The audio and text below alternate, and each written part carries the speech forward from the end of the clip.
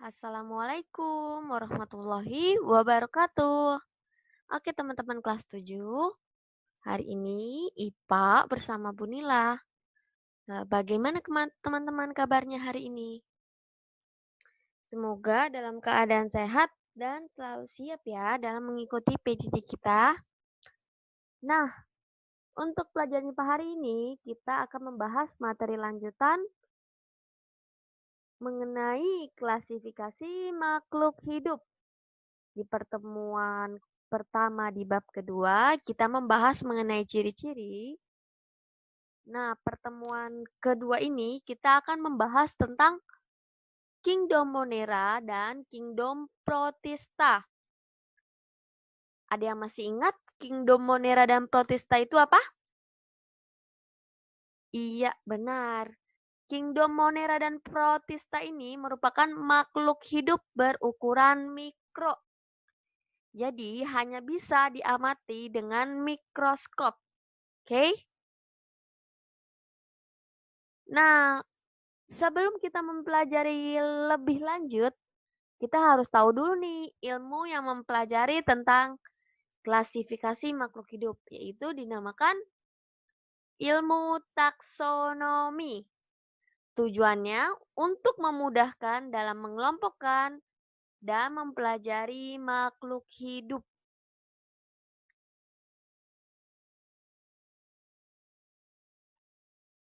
Tingkatan takson dalam klasifikasi makhluk hidup yaitu ada berapa, Nak? Ada berapa? Ada 8 tingkatan. Oke. Yang paling tinggi itu tingkatannya yaitu kingdom. Dan yang kedua filum atau divisi. Yang ketiga kelas. Yang keempat ordo. Lalu famili, genus, spesies, dan varietas. Jadi pembacaannya seperti ini. Jika dari kingdom ke bawah, maka kesamaan ciri makhluk hidup akan semakin banyak. Tapi jumlah anggotanya yang sedikit. Oke. Jadi jika pembacaannya dari atas ke bawah, kesamaan ciri semakin banyak, jumlah anggota takson sedikit. Jadi yang paling sedikitnya itu yaitu spesies. Spesies itu hanya satu makhluk hidup. Oke. Kita lanjut karena kita akan membahas tentang makhluk hidup berukuran mikro, kita harus tahu dulu nih mikroskop. Untuk mengamatinya mikroskop itu seperti apa sih? Nah, di lab kita itu ada mikroskop. Mikroskopnya bentuknya seperti ini. Ibu akan menjelaskan mengenai bagian-bagian mikroskopnya. Dan untuk videonya nanti akan Ibu kirimkan juga di Google Classroom. Jadi dicek ya teman-teman untuk Google Classroom-nya. Nah, yang pertama ada lensa okuler. Lensa okuler ini yang di bagian atas, yaitu untuk memperbesar objek. Jadi, kita mengamatinya itu melalui lensa okuler. Mata kita taruh atau kita tempelkan di lensa okuler ini. Oke. Lalu ada makrometer. Makrometer ini untuk memfokuskan bayangan. Oke. Untuk memfokuskan bayangan. Lalu ada mikrometer. Mikrometer ini untuk memfokuskan bayangan, tetapi yang digeser itu dari bawah ya. Ini dari sini, dari meja objeknya. Oke. Lalu ada kaki mikroskop. Kaki mikroskop ini untuk menyanggah bagian tubuh mikroskop. Ada cermin. Cerminnya ini nanti untuk memantulkan cahaya. Jadi kita cari nih, cahaya matahari itu berasal dari mana sih? Lalu kita pantulkan ke cermin sehingga timbul cahaya di meja objeknya. Oke. Lalu ada meja objek. Meja objek ini untuk menaruh objek pengamatan. Ya. Lalu ada lensa objektif. Lensa objektif ini ada perbesarannya. Jadi yang paling kecil itu yaitu perbesaran 4. Kita mulai dulu dari perbesaran kecil. Lalu kita putar nih revolvernya. Kita putar ke perbesaran lanjut, perbesaran 8, perbesaran 16, perbesaran 32, 100. Nanti ada banyak nih perbesarannya di lensa objektifnya.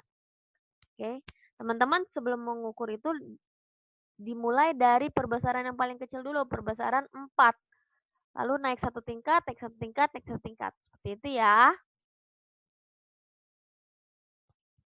Nah, kita akan masuk ke dalam kingdom yang pertama yaitu Kingdom Monera. Kingdom Monera. Monera itu berasal dari bahasa Yunani yaitu moneros sama dengan tunggal.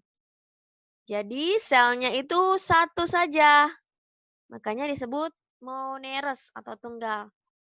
Bersifat prokaryotik, tidak mempunyai selaput inti. Jadi ciri-ciri monera itu apa, Nak? Tunggal atau uniseluler dan bersifat prokaryotik. Nah, monera itu terdiri dari bakteri dan cyanophyta. Oke. Yang pertama, kita akan membahas tentang bakteri. Ciri-ciri bakteri itu seperti apa? Teman-teman ada yang udah pernah lihat bakteri belum sebelumnya? Nah, nanti Ibu lihatkan ya, nih hasil pengamatan mikroskop bakteri itu seperti ini. Bentuknya sangat kecil sekali ya. Bahkan kita tidak bisa nih tahu satu bakteri itu seperti apa nih. Jika diperbesar, satu bakteri itu akan seperti ini. Ya. Nah, ciri-ciri bakteri itu terdiri dari satu sel berukuran mikro. Terus bakteri itu berbentuk batang dan spiral, biasanya mempunyai alat gerak atau flagel. Nih, bakteri. Ini, bakteri kan ada berbentuk spiral, batang, dan bulat. Nah, kalau bakteri ini bentuknya apa, Nak? Ya, bentuk batang. Nah, bentuk batang ini biasanya ada flagelnya nih, alat geraknya. Oke. Nah, bakteri itu ada yang merugikan, ada yang menguntungkan. Bakteri yang merugikan yaitu Salmonella typhosa. Oke. Salmonella typhosa ini penyebab penyakit tipes. Jadi teman-teman diingat, tipes itu tidak disebabkan oleh virus, tapi oleh bakteri, yaitu Salmonella typhosa. Nah, lanjut ada bakteri yang menguntungkan, yaitu Escherichia coli, yaitu untuk membusukkan sisa pencernaan. Nah, kita lanjut ke bagian Kingdom Monera, yaitu Cyanophyta. Cyanophyta ini bentuknya banyak ya, Nak. Bisa dilihat. Ini salah satu contoh Cyanophyta. Umumnya apa? Berwarna hijau. Iya, benar. Ciri-ciri Cyanophyta yaitu terdapat klorofil. Terus sifatnya ada yang uniseluler dan ada yang multiseluler. Jadi ada yang terdiri dari satu sel dan ada yang terdiri dari banyak sel. Hidupnya berkoloni, jadi bergerombol hidupnya. Lalu tidak bergerak kalau Cyanophyta ini. Oke.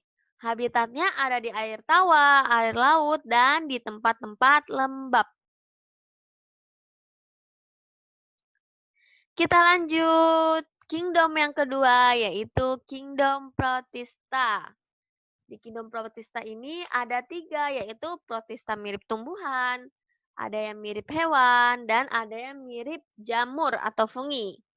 Kita bahas satu-satu mengenai ciri-cirinya, yaitu Kingdom Protista mirip tumbuhan. ada kingdom protista mirip tumbuhan ini salah satunya yaitu mempunyai klorofil. Terus dapat dimanfaatkan sebagai sumber nutrisi. Karena masih kingdom protista, jadi dia tidak mempunyai akar, batang, dan daun seperti tumbuhan. Oke? Protista mirip tumbuhan ini yang kesamaannya yaitu mempunyai klorofil. Nah, kita lanjut ke protista yang kedua, yaitu protista mirip hewan. Ciri-cirinya mempunyai alat gerak. Protista mirip hewan ini mempunyai alat gerak. Terus pergerakannya aktif, terdiri dari satu sel, dan berkembang biak dengan membelah diri. Oke, nih salah satu contoh protista mirip hewan ada amoeba, paramecium, euglena, ada Trypanosoma gabiense. Trypanosoma gabiense ini penyebab penyakit tidur. Oke. Kita lanjut ke kingdom protista yang ketiga, yaitu protista mirip jamur. Ini contoh gambarnya. Nah, protista mirip jamur ini, dia bergerak seperti amoeba. Terus, reproduksinya juga seperti jamur, lalu tidak berklorofil. Dan tidak mampu menghasilkan makanannya sendiri karena tidak mempunyai klorofil. Oke?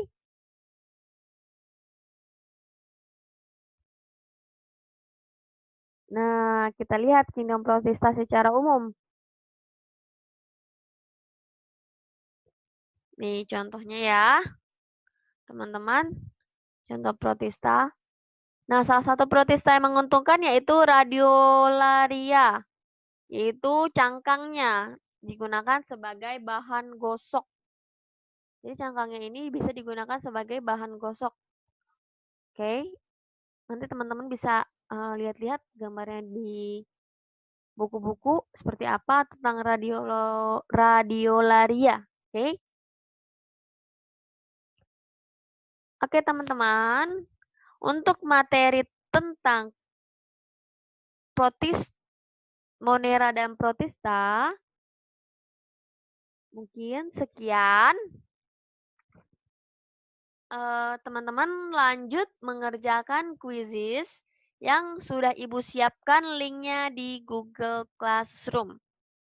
Oke? Kurang lebihnya mohon maaf. Mari kita mengucapkan Alhamdulillah. Alhamdulillahirabbil alamin. Semoga ilmu yang kita dapat menjadi berkah bagi kita di dunia dan di akhirat. Amin. Allahumma amin. Sekian materi IPA hari ini. Wassalamualaikum warahmatullahi wabarakatuh.